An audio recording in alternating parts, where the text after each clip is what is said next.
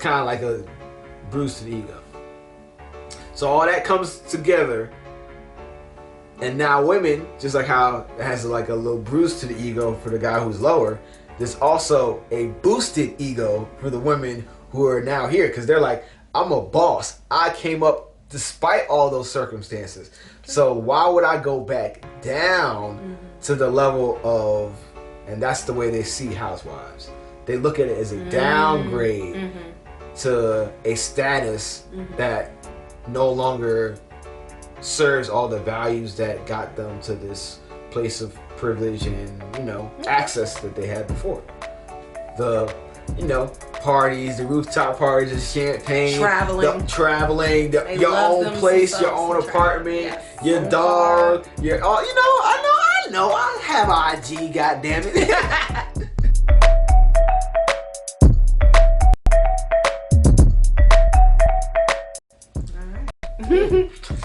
But let's get today's show started, because I'm excited about this topic. I really want to go into it. I'm going to try to be as honest and give my male perspective as much as I can, because you know this is my shit right here. Woo! About to get Alright, so before we get into it, okay. I think we need to set up some of the background of how we grew up, just so people are aware of our perspective that we're bringing in. Yeah. Okay. That makes sense.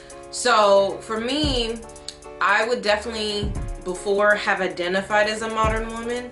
Dun, dun, dun. Meaning I was very much into my masculine energy when it came to my education, when it came to my career. I was very much in tune with it to the point that it showed up in my relationships, and I got that feedback from my exes. So I'm aware that that is how I was representing.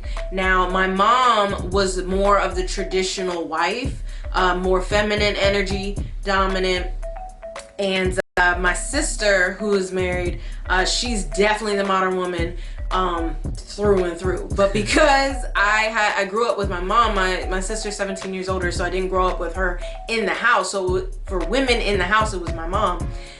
So I saw some of the feminine.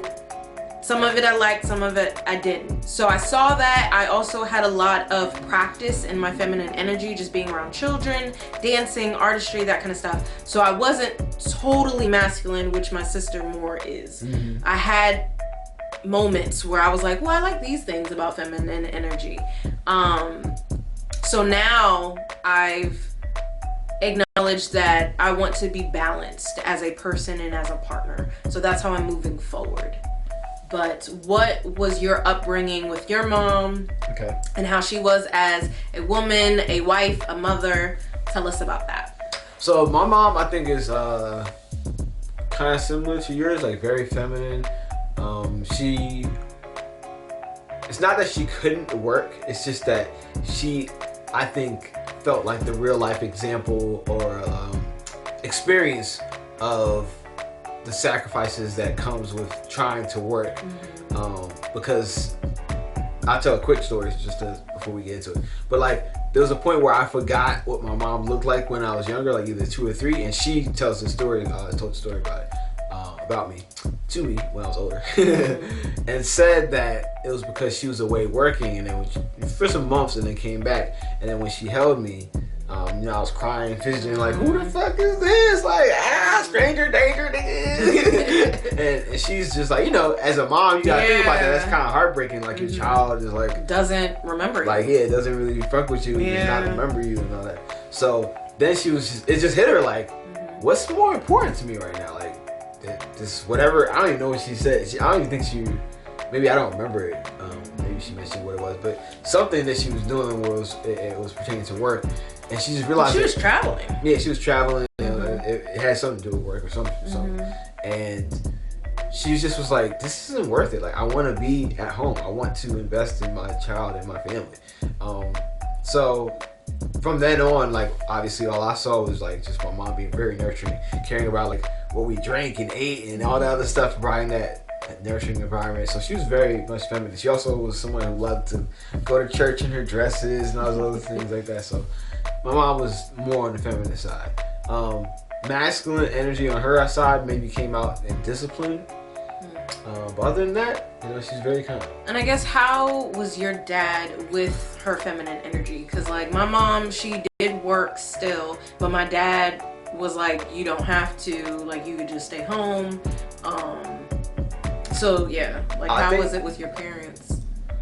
My dad is very masculine in terms of like work ethic and like stoic just presentation. You know what I mean? But I think he's not masculine in some areas, or he's very feminine in other areas when it comes to like maybe indecisiveness and yeah, like he's definitely a leader by like default, but he's not somebody who's gonna, and maybe this is where I get it from. Like, he's not somebody who's gonna maybe be intentional about leading in a certain direction. You know what I mean? So he'll more look towards like compromising and cooperation on a decision versus like I had this opinion that I know I feel like really strongly about. And that would be more that feminine energy, yes. Yeah. And again, go back to How to Have a Balanced Relationship in our Finding Balance series, where we talk about like feminine and masculine energy isn't solely based on your gender, genitalia, hormones, none of that. It's something that we all carry within us, and it's certain times within our relationships, within our education, our career, certain times in life where it's more beneficial to have one over the other or a bit of both. Right. Risky spots. Exactly. But yeah, like naturally, for the most part, most men and women have like those balances where it's like, when it comes to the dominance, women usually have more female dominant energy. Feminine energy. And then men have more masculine dominant energy. So, yeah, and then I think my dad liked just my mom being the way she is, like the kind, cooperative parts of her, because they barely argue. The times that they argue is when my dad's being late or indecisive about something. Usually like that femininity maybe kicking in and brushing up against like that. Yeah. So maybe. And mama now, what's mama doing now? Because her boys are grown. Yeah. Right now she's still like there's just some mothering nature around her. So right now she's still in Guyana, like taking care of kids, teaching kids, like trying to educate them, bring them up to speed when it comes to their education, doing stuff through the church still, and doing her own thing when it comes to business. I think that slowed down a little bit because of Corona, but yeah, I mean, for the most part, I think she's still able to kind of feed all aspects of her passions and desires as she's getting older, which is kind of dope to me. That's what I think she deserves. Okay. All right, so I think it's important to know that both of our moms were more feminine dominant energy. Yes. Okay.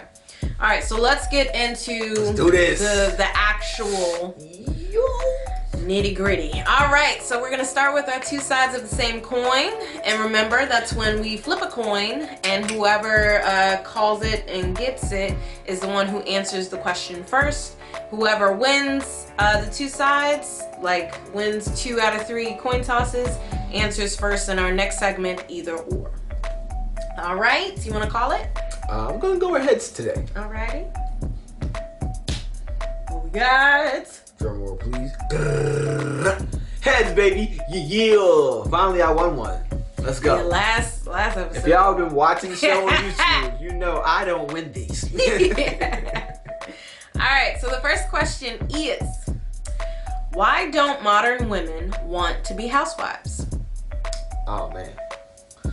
Why don't modern women want to be housewives? Okay. So, first off, what my interpretation of modern women, I have to break that down first so that y'all know, and then I'm going to go into why I think they don't want to be housewives. So I think modern women right now are women who are career based, like they put their career first. That's like career driven. That's the word I was looking for. I got you. Appreciate it. They're career driven, so that's like their primary focus within their lives. They're well educated. 2 degrees, 3 degrees, businesses. They take pride in being independent. That's a yes. INDEPEND. You know what that means? You know, all that. And they have a level of masculinity to them, because I think all those kind of coincide. Mm-hmm. That's masculine energy for sure. So that's why I describe as like the typical modern woman. So I think the modern woman doesn't want to be a housewife because of the power dynamic that is associated with being a housewife. Tell me more. So back in the day, we all know that the dynamics. I want to go first. Go ahead. Back in the day, we all know that the dynamics used to be different, and there used to be like a primary breadwinner, usually the person who could do the most physical labor, and who could do the things that the labor market demanded at the time, which was factory, hard lifting, coal planting, mining, all this other stuff, oil rig, all this. Very valid. You know what I mean? Construction, all these very physically demanding roles. Mm-hmm. So once that was in place, the dynamic became, okay, just out of necessity. One partner does the work to get the money and the resources and to build that up so that the home can be secure. And then one partner secures the actual home. Make sure that the home is good inside. So that means taking care of laundry, clothes, children, being able to be in charge of their education, etc. But that's why you wanted to choose like that type of partner if you were a guy. Like, but we'll get into that later. And that was the dynamic. Then, the war came, and then there was a transition where ain't no men. So women literally had to work. Our economy couldn't just stop and grind to a halt. So women had to go into the workforce.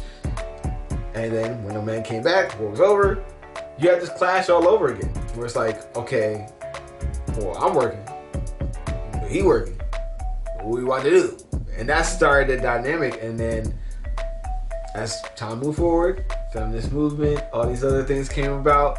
I'll let you go off into it because I want to steal step on your talking points. I know you got them ready. You about to be like all up on them. So, I ain't going to do too much. I ain't going to step on your toes. But yeah, all that came about. And then to this day, we still have these dynamics that are struggling, except now I think it's even flipped more so towards like the education being so important and women becoming way more educated. Like colleges are flooded with women, and that leading to them getting more higher paying jobs. And even if because we talk about the wage gap and all other things, which we can get to, even if on average men are getting paid more women now than ever are getting paid more than ever before than the men.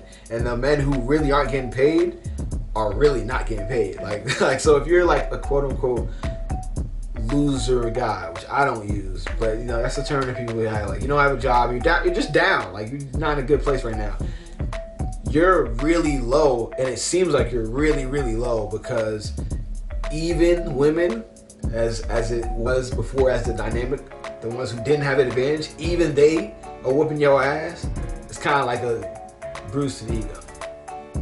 So all that comes together, and now women, just like how it has like a little bruise to the ego for the guy who's lower, there's also a boosted ego for the women who are now here, because they're like, I'm a boss. I came up despite all those circumstances.